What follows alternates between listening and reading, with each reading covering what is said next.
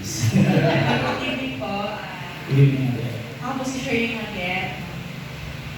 Kami po talaga yung from Lubo, Batangas. After high school,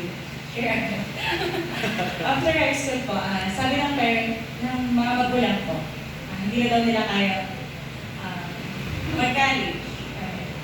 Tapos, that time, sa 16 o 17 years old, sabi ko sa ate ko, saan kagad ako sa Batangas? Kasi gusto ko yung ayaw ko kasing tambay agad yung sa amin na. Tapos nagpunta ako sa Lipa, sales lady, parang gano'n, sa mga generation lang ganun po. Tapos that time dinayang ko yung resume ko kasi gusto ko makapasok sa SM as sales lady din. Then, that time, sabi, yung client siya, yung pinsan ko, client siya sa BDO. Saktong naghahanap ng asa na yung anak niya. Sabi na gano'n.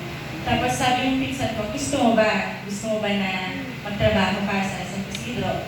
17 years old naman na. Sabi ko, sige. Tapos, as kasambahan, kasi ayaw na. Tapos, after 1 year, sabi ko dun sa amo ko, pwede mo ba akong pumasok? Tapos, sa kabutihan ni Lord, pinayagan niya akong pumasok.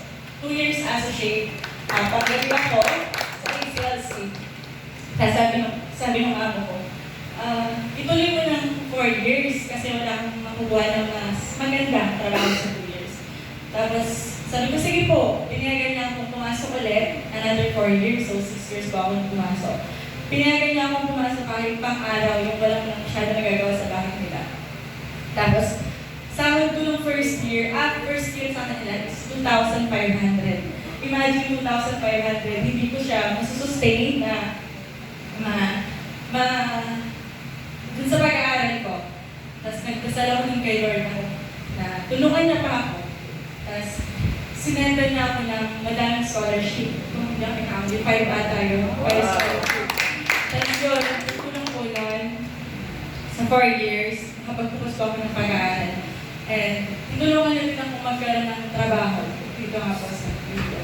So yun po, yun yung masishare ko na hindi ka talaga pababayaan, Lord. Yung akala mo walang-wala na. Yung akala mo wala kang mararating. Pero in God's will, sa glory po ni God, may mangyayari sa buhay mo. Maniwala ka na.